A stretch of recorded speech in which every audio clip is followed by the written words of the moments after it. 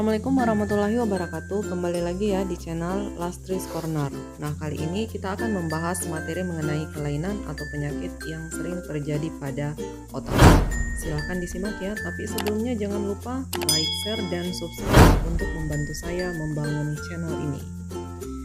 Nah, kelainan yang pertama yang sering terjadi pada otot itu adalah hernia abdominalis. Jadi hernia abdominalis ini penyebabnya itu karena sobeknya dinding otot perut. Jadi di sini yang terjadi adalah gangguan pada otot perut ya. Jadi otot perut di sini sobek sehingga usus turun masuk ke dalam rongga perut. Jadi bisa diperhatikan pada gambar. Jadi di sini dinding rongga perutnya sobek ya. Jadi menyebabkan ususnya keluar dan masuk ke dalam rongga perut.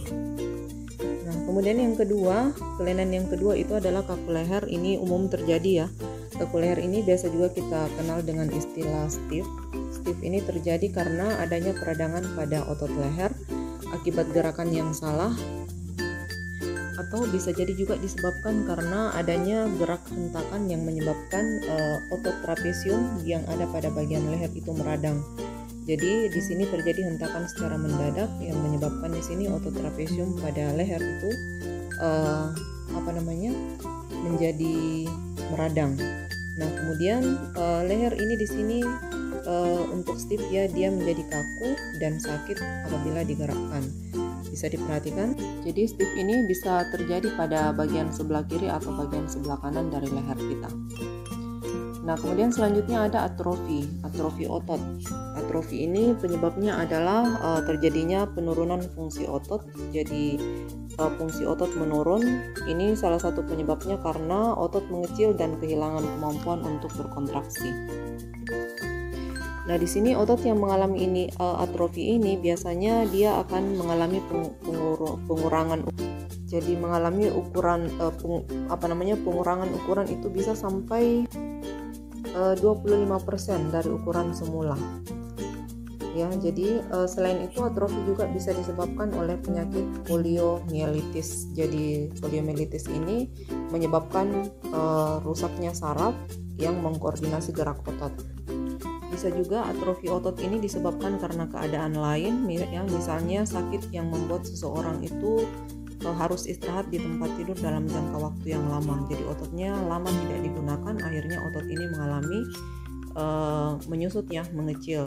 Akhirnya dia tidak bisa berfungsi untuk menggerakkan, untuk membantu menggerakkan tubuh. Nah, kemudian selanjutnya di sini hipertrofi. Hipertrofi ini kebalikan dari atrofi. Jadi kalau tadi atrofi itu ototnya mengecil, kalau dia hipertrofi itu dia ototnya malah membesar. Ini salah satu penyebabnya itu ada yang memang sengaja dilakukan ya. Jadi otot menjadi besar dan lebih kuat. Ini disebabkan karena aktivitas otot yang berlebihan. Jadi biasanya dengan latihan khusus ya, khususnya pada jadi misalnya pada atlet yang memang berniat untuk membesarkan ototnya, maka biasanya mereka melakukan olahraga. Jadi pembesaran otot ini kita sebut dengan hipertrofi.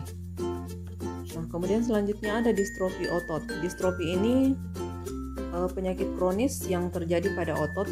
Ya, biasanya dia ini terjadi pada anak-anak dan merupakan penyakit bawaan ya, atau dia ini penyakit genetik. Bisa diperhatikan di sini ya. Jadi ini otot yang normal, ini yang mengalami distrofi. Distrofi itu mirip-mirip dengan atrofi ya. Jadi dia ototnya mengecil. Nah, kemudian di sini yang selanjutnya ada kram atau kejang otot. Ini juga umum terjadi. Penyebabnya itu adalah karena kontraksi otot yang terjadi secara terus-menerus atau dia bekerja terlalu berat ya, sehingga otot mengejang. Jadi dia tidak istirahat sehingga lama-kelamaan ototnya mengejang. Kemudian ada juga terkilir. Nah, terkilir ini disebabkan oleh kerja otot yang antagonis. Antagonis itu artinya cara kerja ototnya berlawanan, misalnya melengkupkan tangan dan membalikkan tangan ya, sehingga menyebabkan gerakan yang kacau. Jadi pada kasus terkilir ini ujung tulangnya itu tidak kembali pada tempatnya semula. Kemudian ada sakit pinggang. Sakit pinggang juga umum terjadi. Ini salah satu penyebabnya itu adalah karena otot-otot dan ligamen yang ada di sekitar pinggang itu meregang karena mengangkat beban yang terlalu berat mungkin ya, atau mungkin karena kehamilan dan mungkin karena obesitas. Jadi obesitas itu artinya kelebihan berat badan. Kemudian ada tetanus. Tetanus ini penyakit yang menyebabkan otot menjadi tegang terus-menerus karena adanya infeksi bakteri Clostridium tetani. Jadi Clostridium tetani ini berbentuk basil atau batang ya. Jadi biasanya dia masuk melalui luka.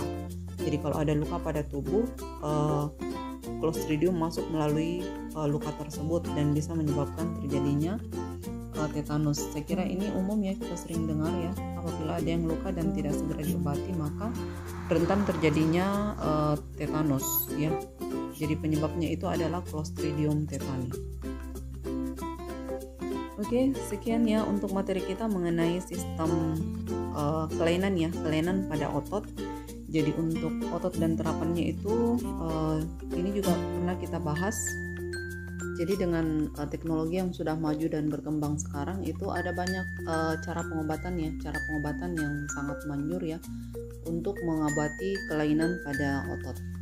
Oke, jadi sampai jumpa di video berikutnya. Jika ada yang kurang jelas silahkan ditanyakan. Semoga bermanfaat. Sekian, assalamualaikum warahmatullahi wabarakatuh.